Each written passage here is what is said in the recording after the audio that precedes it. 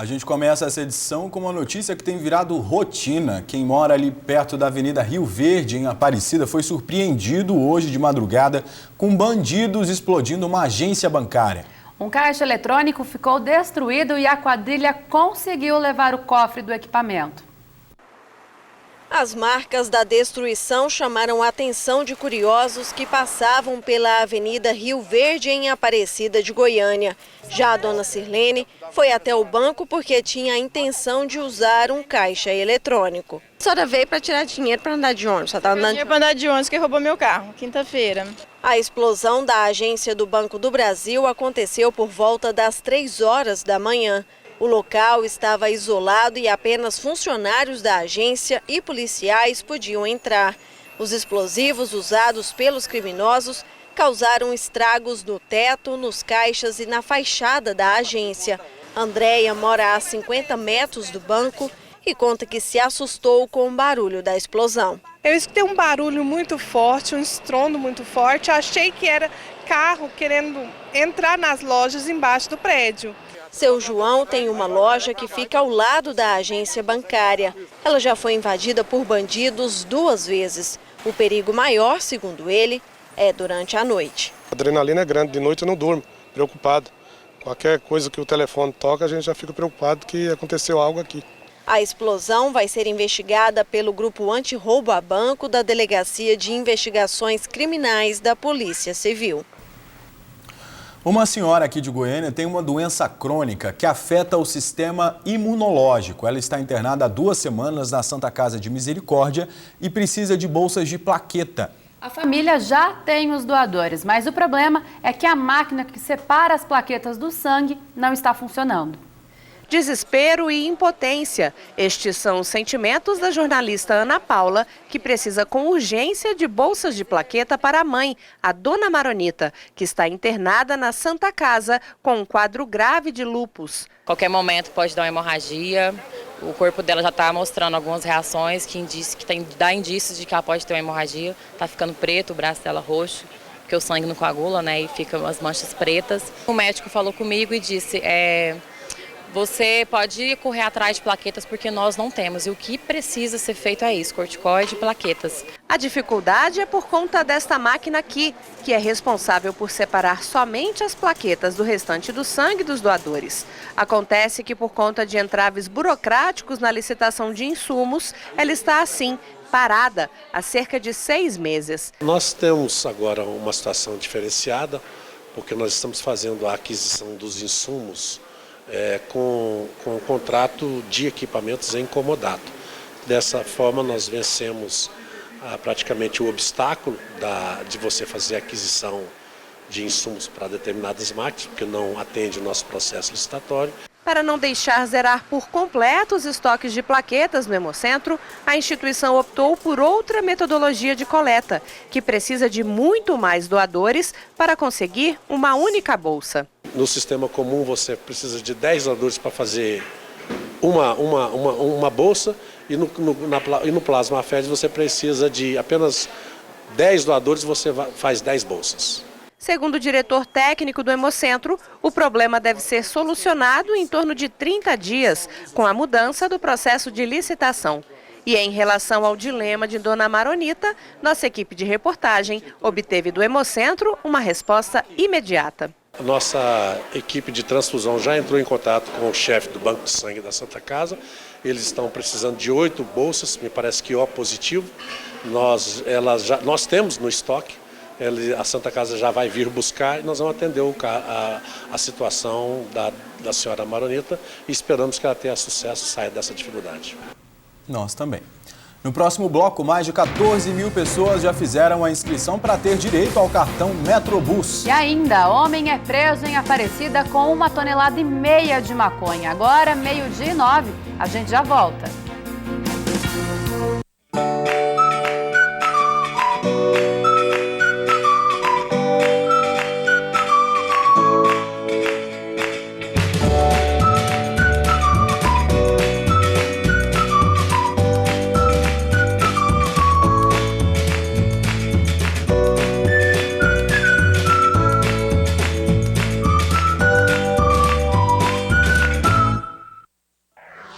para entender o passado. É um fenômeno que merece um estudo. Compreender o presente. A gente tem o hábito de achar que tudo que aconteceu na história aconteceu porque tinha que acontecer. E se preparar para o futuro. As gerações futuras têm o mesmo direito que a nossa geração tem. Invenção do contemporâneo. O que a gente procura é ter uma melhoria de qualidade de vida. Quarta, 00:15.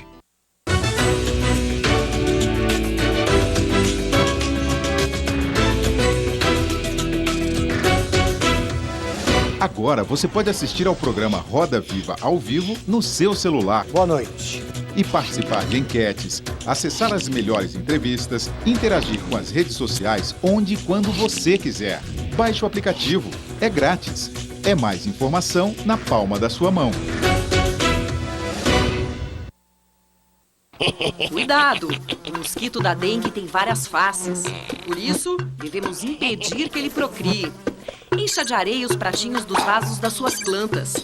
Guarde as garrafas sempre de cabeça para baixo. Mantenha bem tampados tonéis e barris d'água. Faça a sua parte. Só um jornal que traz cultura no nome pode ir além da notícia. No Jornal da Cultura, a informação clara e direta. Veja também nesta edição o debate dos últimos acontecimentos e a sua participação ao vivo. Participe com perguntas aos nossos convidados por meio do WhatsApp e também pelo Twitter e Facebook. De segunda a sábado, 21h, Jornal da Cultura. Estudar sem sair de casa. Não tem segredo, não é mesmo? Multiplique experiências, some conhecimentos, aprenda com um dos sistemas mais eficientes do mundo.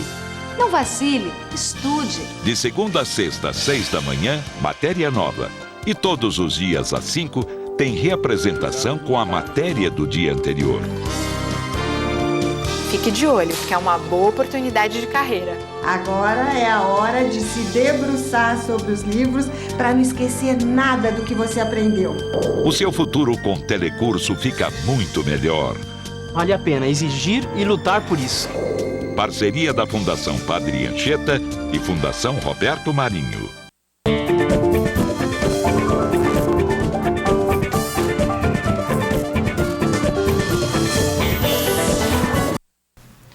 Um homem foi preso com mais de 1 tonelada de maconha ontem à noite no setor Garavelo, em Aparecida, às margens da GO 040. Segundo a polícia, o suspeito foi abordado em uma caminhonete com placa clonada e no interior do carro foram encontrados cerca de 20 quilos da droga. Durante a abordagem, ele confessou que guardava uma grande quantidade de drogas em casa. Os policiais foram até o local e encontraram cerca de 1,5 toneladas de maconha embalada e pronta para ser comercializada. O suspeito, a caminhonete e todo o material apreendido foram encaminhados para a Polícia Federal. 2 distribuidoras de medicamentos deram um prejuízo de 12 milhões de reais no fisco estadual. O crime foi descoberto por uma operação coordenada pelo Ministério Público. Até o momento, 4 pessoas foram presas suspeitas de sonegar impostos, receptar medicamentos roubados e de lavagem de dinheiro. A movimentação de policiais e auditores fiscais começou logo cedo no Ministério Público de Goiás. 4 mandados de prisão temporária foram cumpridos, 2 em Goiânia, 1 em Tubiara e 1 em Franca, São Paulo. 10 pessoas foram levadas à sede do MP para prestar depoimento compulsoriamente. 15 mandados de busca e apreensão também foram cumpridos nesta terça-feira. A Operação Placebo Fiscal foi deflagrada pelos promotores do Grupo de Atuação Especial de Combate ao Crime Organizado, com apoio das Polícias Civil e Militar e Secretaria Estadual de Fazenda. O objetivo foi desarticular uma associação criminosa de empresários do ramo de medicamentos. De acordo com o promotor Mário Cacheta, as distribuidoras de remédios se valiam de empresas de fachada e de laranjas para sonegar imposto. Nós descobrimos distribuidoras atacadistas de medicamentos situadas aqui em Goiás, que patrocinavam, que fomentavam, enfim, que constituíam empresas de fachada, tanto no estado de Goiás como também no estado de São Paulo, com a finalidade de sonegação fiscal. Percebemos então que era um grupo bastante organizado, muito bem orquestrada a fraude, se valiam para a constituição dessas empresas de fachada de laranjas, de pessoas que não tinham conhecimento que os nomes estavam sendo usados nessas empresas, E as operações tributárias envolvendo essas distribuidoras e as empresas de fachada, elas sofriam com a evasão fiscal. De acordo com o promotor, o grupo de empresários também é investigado por encomendar cargas roubadas. Empresários que integravam esse grupo também respondiam pela compra ou realizavam a compra de medicamentos produto de furto ou roubo. As investigações começaram em 2014. Os promotores conseguiram desbaratar o esquema criminoso. De acordo com a Secretaria de Fazenda, a sonegação fiscal chegou a 12 milhões de reais em ICMS. O ICMS sonegado foi na ordem de 12 milhões de reais no estado de Goiás. Valores esses, após as autuações, devem chegar a 30 milhões de reais com as cominações. Esses valores vão ser autuados, vão ser constituídos autos de infração e depois vão ser cobrados pelo estado de Goiás. Além de prejuízo para o fisco, as empresas faziam concorrência desleal. Qualquer pessoa que pratica sonegação, eu falo pessoa física ou jurídica, ela concorre deslealmente com quem paga o imposto. Nós temos uma carga tributária no país, no ramo de medicamentos, na ordem de 17%. Quem não paga esse imposto, ele tem uma vantagem competitiva sobre os outros que cumprem com as suas obrigações. As investigações ainda continuam, já que há indícios de lavagem de dinheiro. Prosseguirmos na investigação com a finalidade de identificar a lavagem de dinheiro, crime este cujos indícios já existem, de transferência de uma empresa para outra de valores injustificáveis, o que tem por objetivo, muitas vezes, dissimular a origem ilícita do valor. Mais de 14 mil pessoas já fizeram a inscrição para ter direito ao cartão Metrobus. E hoje de manhã, muita gente recebeu esse benefício. A repórter Juliana Diniz vai trazer as informações para a gente, porque ela está lá no VaptVupt, no centro de Goiânia, e tem outras informações. Boa tarde para você, Juliana. Boa tarde, Jerônimo e Danusa. Boa tarde você que está em casa assistindo o JBC Primeira Edição. Como você bem disse, Jerônimo, já foram mais de 14.700 usuários que fizeram cadastro para ter acesso a esse cartão. E desse número, 3 mil cartões já estão prontos para que essas pessoas possam ir até as unidades do VaptVupt, receber o cartão para ter o direito ao subsídio de 50% na passagem do Eixo Anhanguera. Aqui no VaptVupt da Praça Cívica, muita gente na parte da manhã veio receber esse cartão porque eles estão numa corrida contra o tempo. No dia 23 de setembro, de setembro, isso mesmo, já não vai ser mais possível andar pagando a metade no preço da passagem sem esse cartão. Ao meu lado está o Leonardo Felipe, ele é superintendente da Juventude da Secretaria de Governo e vai explicar quais são as características das pessoas que podem pedir esse cartão. Tem que ser morador aqui de Goiânia, da região metropolitana? Como é que funciona para poder ter acesso a esse subsídio? Boa tarde.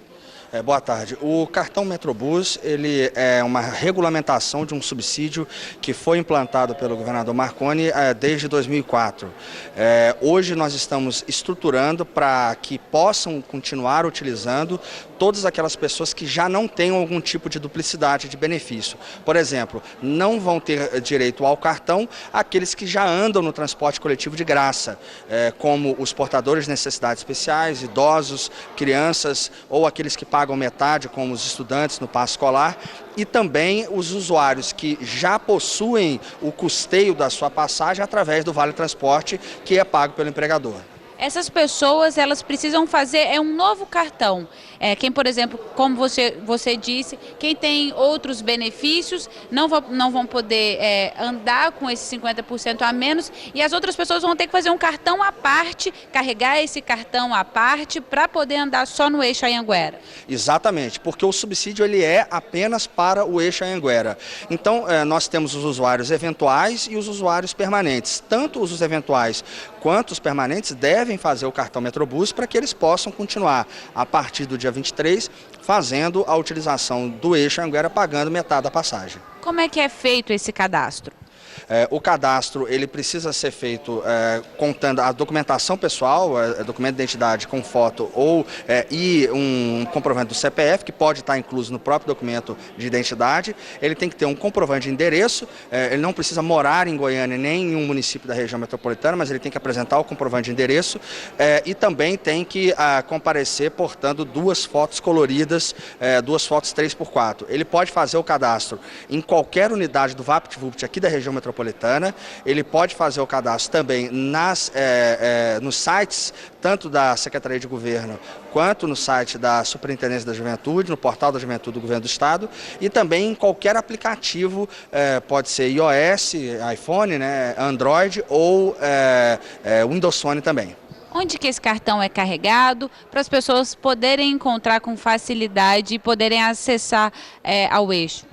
O cartão ele vai ser pego após o cadastro nas unidades do VaptVupt que ele informar durante o seu cadastro, e assim que for feita a recarga, essa recarga será feita mensal, ele tem que validar o cartão dele em algumas máquinas, em qualquer uma das máquinas de validação que estão distribuídas nos terminais e em postos específicos. São mais de 300 postos aqui em Goiânia. E depois ele vai utilizando normalmente, ele tem que recarregar a parte dele, a metade dele, e ele vai utilizando normalmente nos ônibus do Eixo Anhanguera, nos terminais.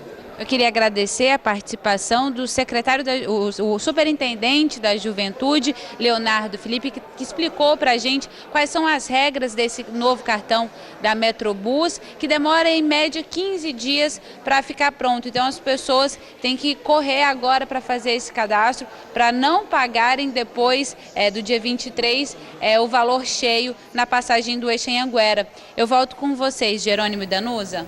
Obrigado, Juliana, pelas informações. Boa tarde, bom trabalho aí para você. Obrigada, Juliana. Boa tarde.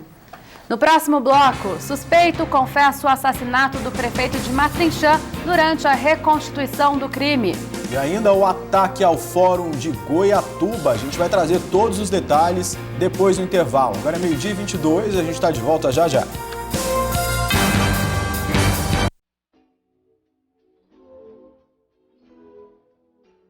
O autismo é um transtorno que atinge cerca de 2 milhões de pessoas no Brasil. Atualmente, não existe uma estatística de quantos somos em Goiânia e região metropolitana. Por esse motivo, criamos a campanha Cadastre Seu Autista, www.amigodosautistas.com.br. Com isso, queremos lutar por políticas públicas que atendam à nossa real necessidade na área da saúde, educação e lazer.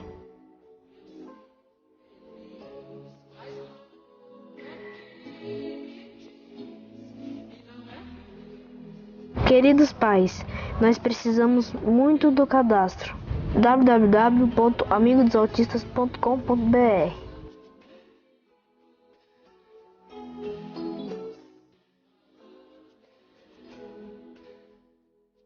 Eu sou autista, eu sou muito feliz.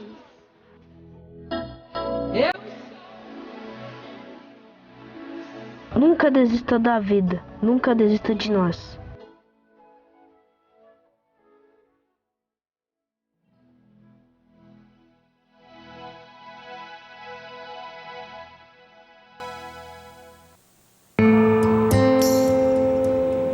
Mulher só sabe pilotar fogão.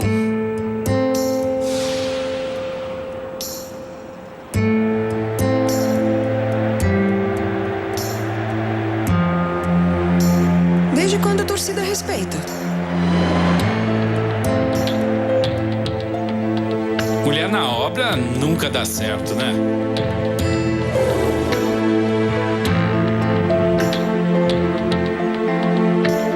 Nenhuma mulher chegou à diretoria.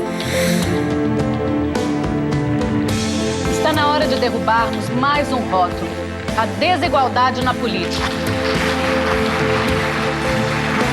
Nós já tivemos várias conquistas, mas precisamos ir em frente. Faça você parte das decisões do seu bairro, da sua comunidade, do seu município. Quanto mais participação feminina na política, mais democracia. Justiça Eleitoral, a justiça da democracia. Se você quer ficar bem informado sobre tudo o que acontece em Goiás, De terça a sexta-feira, às 8 da noite, o Jornal Brasil Central, edição da noite, vai levar tudo até você. Notícias, entrevistas e, acima de tudo, muito debate e muita opinião. De terça a sexta, das 8 às 9 da noite, aqui na TV Brasil Central.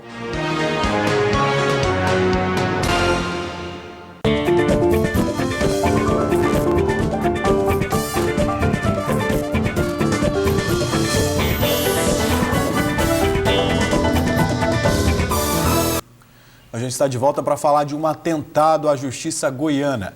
O Fórum de Goiatuba foi incendiado ontem à noite. Mais de 80% do prédio pegou fogo. Esse vídeo que você está vendo mostra o Fórum da cidade em chamas. Segundo o Corpo de Bombeiros, não sobrou um papel sequer dentro do fórum. Todos os processos arquivados e todos os equipamentos foram perdidos. O incêndio teria começado por volta de meia-noite, mas os bombeiros só conseguiram chegar 1h30 depois, porque a base deles fica em Itumbiara. Segundo o Corpo de Bombeiros, o segurança do fórum foi rendido por 2 homens que atearam fogo no prédio. Os bombeiros ainda fazem o rescaldo do incêndio. E, claro, as polícias civil e técnico-científicas já trabalham para encontrar os criminosos que provocaram o fogo, esse ataque realmente muito feio de se ver contra a justiça. O presidente da ASMEGO, a Associação dos Magistrados do Estado de Goiás, comentou o ataque ao Fórum de Goiatuba agora há pouco. Vamos ouvir o áudio. A ASMEGO está aqui em Goiatuba para acompanhar de perto as investigações desse ato criminoso contra o Fórum da comarca, magistrados, servidores, toda a população que frequenta essa unidade judiciária. O incêndio destruiu quase por completo o Fórum. Na verdade, era afronta ao Poder Judiciário e ao Estado Democrático de Direito. A ASMEGO vem nos últimos anos, e reiteradamente, trazendo à tona a situação alarmante de verdadeira insegurança que enfrentamos nas comarcas de norte a sul do estado, cobrando medidas eficientes e eficazes no sentido de resguardar a integridade de todos aqueles que atuam nessas unidades, e também a própria população. A ASMEGO se solidariza com o juiz da comarca de Goiatuba, bem como com todos aqueles que trabalham nessa unidade, e espera uma apuração séria em torno de mais esse lamentável ataque à justiça. Muito sério. E olha, o incêndio, ao que tudo indica até agora, foi criminoso. Por isso nós convidamos para conversar com a gente um representante da Ordem dos Advogados do Brasil, o diretor tesoureiro, Dr. Roberto Serra. Boa tarde para o senhor, bem-vindo. Boa tarde, muito obrigado. Boa tarde, doutor Roberto. É realmente de se estranhar muito, a gente fica muito chocado ao ver que um fórum de uma cidade pega fogo, na verdade, alguém colocou fogo, muito provavelmente para poder atrasar algum trâmite, algum processo que estava passando por ali, né, doutor? Exatamente. É lamentável esse atentado contra o Poder Judiciário, contra um fórum tão importante que tramitam vários processos. A OAB repudia veementemente esse tipo de impostura e reprime também essa conduta, né? A advocacia não aceita que num palco onde tramitam e transitam várias pessoas, juízes, advogados e promotores, esse tipo de atentado ocorra. Por isso que nós estamos empenhados para, juntamente com os órgãos policiais de investigação, encaminhar propostas no sentido de solucionar o caso o mais rápido possível, porque esse problema aflige até a advocacia. Doutor, nesse caso de Goiatuba, a base do Corpo de Bombeiros fica em Itumbiara, demoraram 1h30 para chegar lá, então não sobrou um papel sequer lá dentro. Tudo foi queimado. Esses processos, sabe, se eles são digitalizados, tem como recuperá-los? O Tribunal de Justiça ele iniciou uma campanha de digitalização dos processos, né, a implementação de um sistema para virtualizar todos esses processos. É claro que se essas medidas tivessem sido implementadas, minimizaria muito o dano sofrido. Enquanto isso não acontece, processos físicos ali tramitaram, né, processos certamente importantes, agora causou um trauma muito grande para a sociedade, muito grande para os operadores do direito. Esses processos terão que ser restaurados ou restituídos, isso vai demandar tempo e é lamentável todo esse ocorrido. Como é que funciona, na verdade, essa restauração desses processos, doutor? Não é uma coisa simples de se fazer, né? Não é uma coisa simples. O nosso Código de Processo Civil, ele traz todo o procedimento de restauração ou restituição de autos. É um procedimento demorado, é um procedimento que envolve a participação dos sujeitos que participaram, que atuam no processo. E a OAB, ela se prontifica a colaborar, juntamente com os advogados que ali militam e que tem processos naquela comarca, a auxiliar, inclusive, o Poder Judiciário na rápida tramitação, nessa restauração ou restituição dos autos o mais breve possível, para que se minimize o problema violento sofrido naquela região. Mas no caso, por exemplo, de digamos, um processo criminal em que o juiz precisa ouvir testemunhas, enfim, que vai levar um réu a júri popular, por exemplo. Ele precisa ouvir testemunhas e tudo aquilo fica ali e só a justiça tem aquele auto.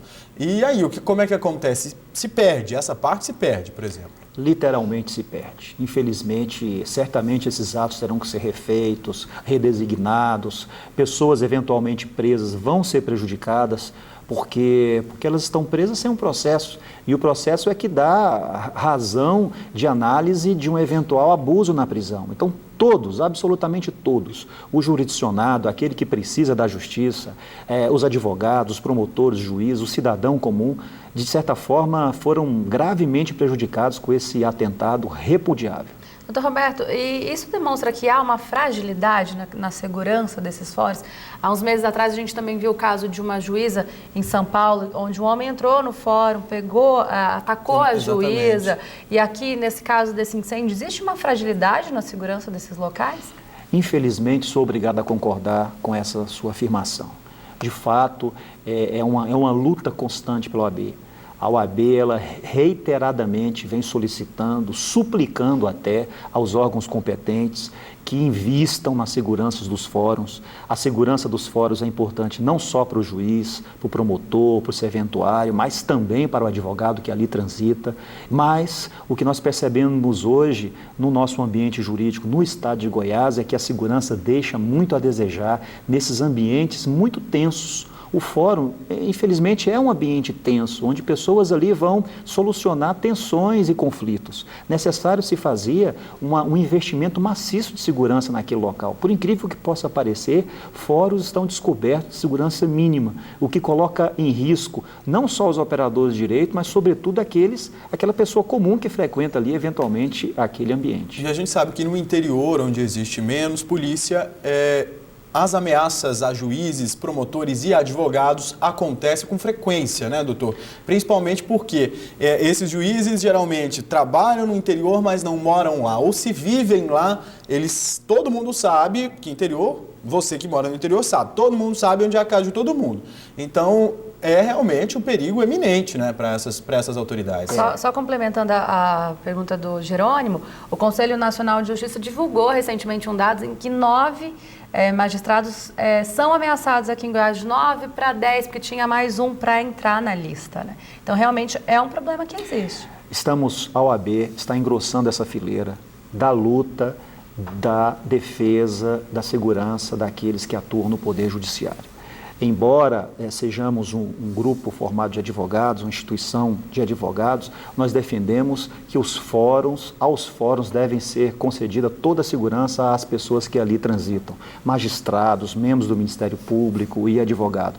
Infelizmente, Goiás se notabiliza por esse índice de violência lamentável. É lamentável. Nós estamos muito consternados, indignados com esse incêndio, que, repito, esse incêndio atinge não só o fórum daquela região e um órgão importante do Poder Judiciário, mas toda a sociedade, inclusive a advocacia. Porque nos fóruns do interior, doutor, acho que em Goiânia isso é um pouco dividido, né? Em uma vara trata-se de um tipo de caso, de família, criminal, é separado. Agora, no interior, tudo funciona no mesmo prédio, né? Tudo junto, e realmente existe um prejuízo não só para crimes, mas, enfim, para que tipo de processo, por exemplo? Para todos os tipos, né? Todos os tipos. Não se sabe exatamente, pelo menos não se pode confirmar exatamente qual o objetivo desse incendiário. Se foi um processo criminal, se foi um processo civil envolvendo patrimônio, né? Na verdade, você sabe, o que os indícios apontam para um incêndio criminoso. Recentemente, nós tivemos um incêndio ali no tribunal regional, um tribunal importante do Estado, que é o Tribunal Regional do Trabalho, que ainda está em apuração. Agora, esse incêndio, né, nós estamos realmente mobilizados no sentido de pôr um fim a esse tipo de atentado. Isso é grave e atenta contra toda a sociedade. Estamos mobilizados nesse sentido. Nós também tivemos aí recentemente um caso que foi gravíssimo, com toda certeza, o caso de um advogado que, enfim, perdeu 2 dedos de uma das mãos num atentado à bomba ali no escritório dele no setor Marista. Hoje está marcado, inclusive, uma entrevista coletiva com ele às 4 da tarde, não é, doutor? É a primeira vez que ele vai falar também. Exatamente. Convidamos até os telespectadores, aqui vocês, a comparecerem lá na OAB às 16 horas, onde o Dr. Valmir irá fazer uma coletiva, né, juntamente com o presidente da OAB, para explicar um pouco o que aconteceu, esclarecer eventuais dúvidas e acabar revelando aquilo que nós já estávamos sabendo, né? Foi um atentado gravíssimo contra o exercício profissional de um advogado, afligiu toda a advocacia, revelou a insegurança que nós vivemos. O advogado, ele não tem porte de arma, o advogado, ele não tem o mínimo de segurança para exercer o mínimo de direito de defesa. Enfim, o certo é que nós estamos mobilizados, agora mais do que nunca, ao combate desse tipo de violência que atinge a todos. Não só a OAB, mas todos nós, eu acho que a imprensa e qualquer os outros órgãos também que tem que lidar com esse tipo de coisa, porque, enfim, o órgão que faz a justiça é atacado dessa maneira, imagina as outras pessoas. É realmente gravíssimo isso que aconteceu. A gente espera que não se repita mesmo. Muito obrigado, doutor Roberto Serra, que é o diretor tesoureiro da OAB. Obrigado por vir. Boa tarde para o senhor. Obrigado, doutor Roberto. Boa tarde. Boa tarde. A polícia militar prendeu um homem suspeito de participar do assassinato de 2 idosos numa fazenda em Pires do Rio na segunda. Segundo a PM, pelo menos 8 pessoas participaram do latrocínio, que teve como vítimas os homens de 71 e 80 anos. Os suspeitos já foram identificados e um deles é João de Melo Santos, que teria atirado nas vítimas, mas está foragido. De acordo com a polícia, 6 irmãos, todos idosos, moravam na fazenda e chamaram a atenção dos criminosos porque mantinham dinheiro e armas na sede. E o preso é Cássio Oliveira, que confessou a participação no crime em depoimento à polícia. Vamos ver um trecho. Chegando na fazenda, ficou eu e o Gordinho esperando, enquanto os demais, que era o Joãozinho, o Rodrigo e o Michel, entrou dentro da casa. E o que aconteceu? Aí, de longe, eu só ouvi uns disparos. Quantos disparos você ouviu? Disparo. E aí, em seguida, aconteceu o quê? Seguimos, eles veio tudo correndo e acho que nós entrou dentro do carro e pegou esse sentido ao horizonte. A Prefeitura de Goiânia vai economizar R$400 mil por ano, deixando de enviar os boletos do IPTU para as residências dos contribuintes. Agora, o cidadão deve gerar a guia de pagamento através do site da Prefeitura. A partir de agora, a Prefeitura de Goiânia não vai mais enviar as guias de parcelamento do IPTU para a casa do contribuinte. As mudanças em relação à forma de quitação do tributo começaram em janeiro deste ano, com o fim do tradicional carnê de 11 páginas. Com a alteração, a Prefeitura vai ter uma economia anual de R$416 mil. O objetivo nosso é realmente a economia, né? Nesse período que nós estamos, tivemos algumas quedas de receita, então para ter à frente a essas receitas que caíram. É uma economia considerável, né, que a gente está calculando, e também uma mudança de cultura, né, do contribuinte agora se preocupar mais nesse pagamento, tentando evitar aí o protesto, multas e juros. O contribuinte vai ter que emitir o boleto pela internet acessando o site da Prefeitura de Goiânia. Outra opção é ir até o atendimento fácil, que fica na sede da Prefeitura no Parque Los Andes, ou em qualquer um dos 15 postos de atendimento da Prefeitura nos VaptVupts. O VaptVupt, ele tem um horário de atendimento de 8 da manhã às 20 horas, né? Então é um horário bem vasto, no sábado também, das 8 ao meio-dia, no Atende Fácil, no Passo. E quem não puder ir, ele pode fornecer a inscrição e pedir para outra pessoa tirar o boleto para ele. Não há necessidade de ser o proprietário do imóvel. A mudança no envio do boleto do IPTU divide as opiniões das pessoas. Só entrar na internet, você imprime o documento, é até mais prático. Você ficar esperando chegar em casa, muitas vezes é extraviado. Vai porque aí você não tem uma desculpa que não pagou porque não recebeu o ITU. O ITU sim, mas o IPTU eles deveriam mandar na casa. E durante a reconstituição das mortes do prefeito de Matrinchã, Daniel Antônio de Souza, e da primeira-dama, Elizabeth Bruno de Barros, um dos 3 suspeitos, Dalmir Félix da Cruz, afirmou ter participado do crime, deixando as vítimas desacordadas com golpes de marreta, para que logo em seguida o ex-secretário de Finanças do município, Hélio Sawyer, cortasse o pescoço do casal com uma faca. O terceiro suspeito, o ex-secretário de Administração, Cleives de Moraes, foi preso pela Polícia Civil por ter instigado os autores a cometerem o crime. O duplo assassinato aconteceu em agosto do ano passado, na chácara onde o casal morava. Nos próximos 90 dias começa a valer a carteira com nome social para transexuais e travestis. O registro vai valer em órgãos públicos, cadastros e prontuários médicos. Beth Fernandes é transexual e foi a primeira a requerer a carteira com o nome social. Para Beth, essa carteira é um grande avanço para a população LGBT, já que evita o constrangimento de ter o nome de batismo nos documentos. O que possibilita isso hoje para a gente, comparando o que eu passei no passado, né? A visibilidade da política. Essa política que nós temos que garantir para a população de travestis e transexuais no estado de Goiás. Uma visibilidade positiva delas. Né? Porque hoje a gente só tem matérias da violência, de mortes e de uma série de coisas que vem acontecendo negativamente com essa população no estado de Goiás. Com o decreto do governo do estado, a população LGBT vai poder utilizar o nome social nos órgãos estaduais, como as secretarias, universidades estaduais e outros órgãos parceiros. Para a secretária Leda Borges, este decreto é histórico na administração pública, porque reconhece a pessoa como ela quer ser chamada. Os órgãos públicos, daqui para frente, a partir daqui a 90 dias, que as primeiras carteiras serão emitidas, eles terão esta obrigatoriedade de colocarem para esta comunidade LGBT o nome social e serem tratadas e chamadas para as consultas, para no próprio poder público, o seu crachá, a sua folha de ponto, não é? Ela terá um nome social garantido. Qualquer pessoa LGBT que possui identificação civil e mora em Goiás pode tirar a carteira, mas ela não substitui a carteira de identidade. Esses números que nos fazem civilmente cidadãos, esses continuarão os mesmos. A carteira pode ser solicitada na Secretaria Cidadã, que fica no setor universitário.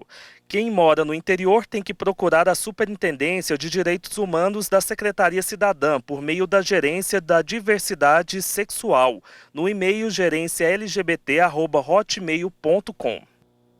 E daqui a pouco você vai ver 2 suspeitos do assalto, seguido de sequestro em Alto Paraíso, são mortos em confronto com a polícia. E ainda, com a lei do farol, cresce a procura por um equipamento que liga a luz do carro automaticamente. 12h43, a gente está de volta já já. Ainda é cedo, amor, mal começastes a conhecer a vida, já anuncias a hora da partida, sem saber mesmo o rumo que irás tomar. Uma cantora extraordinária, linda, com uma voz bacanérrima. Meus versos vai de encontro aos intelectos que não usam o coração como expressão. Você abusou. Camila Faustino. Tirou partido de mim, abusou. Você conhece todos os seus direitos? Sexta, Ordem do Dia, um espaço aberto para o exercício da cidadania. Eu consegui a vaga da Gabriele na creche pela justiça. Tem muita coisa fora de ordem. Você não requisita o produto e o produto chega na sua casa. O programa que é a voz permanente do cidadão. A forma para realmente a gente conseguir ter acessibilidade em todas as ruas é ter uma maior fiscalização e as leis serem realmente aplicadas da forma correta. Toda sexta, 11h30 da noite, Ordem do Dia. Uma parceria entre a TV Cultura e a Ordem dos Advogados do Brasil, Seção São Paulo. Só um jornal que traz cultura no nome pode ir além da notícia. No Jornal da Cultura, a informação clara e direta. Veja também nesta edição o debate dos últimos acontecimentos e a sua participação ao vivo. Participe com perguntas aos nossos convidados por meio do WhatsApp e também pelo Twitter e Facebook. De segunda a sábado, 9 da noite, Jornal da Cultura. Quantas pessoas você conhece ou já ouviu falar que estão com dengue? Hoje em dia é muito comum ouvir fulano está com dengue como se fosse algo normal, né? Mas não é. A dengue pode virar uma coisa grave. A dengue pode matar. Fique atento aos sintomas febre alta, dor no corpo, dor nos olhos e aos primeiros sinais, procure o serviço de saúde. Beba muito líquido e não tome remédio por conta própria. Para mais informações, acesse nosso site Todos contra a Dengue.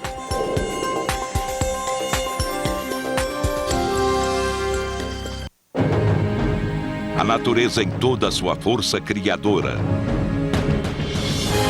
e poder indomável. Planeta Terra, a vida em alta definição. Domingo, 6 da tarde.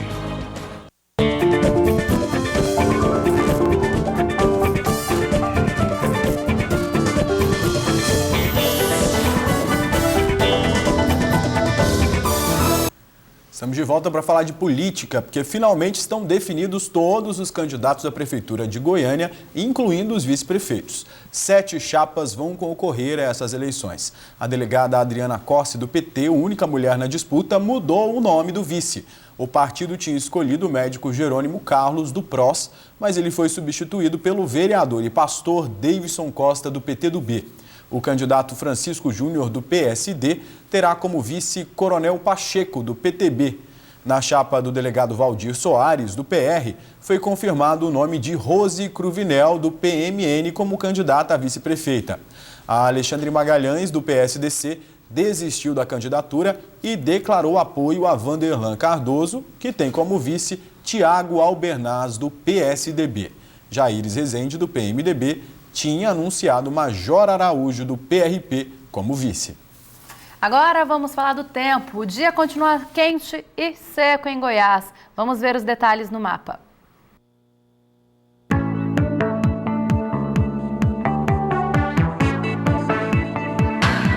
Nesta tarde, o tempo vai ser estável, com céu claro e muito calor. Em Campos Verdes, no norte, os termômetros registram temperaturas entre 14 e 32 graus.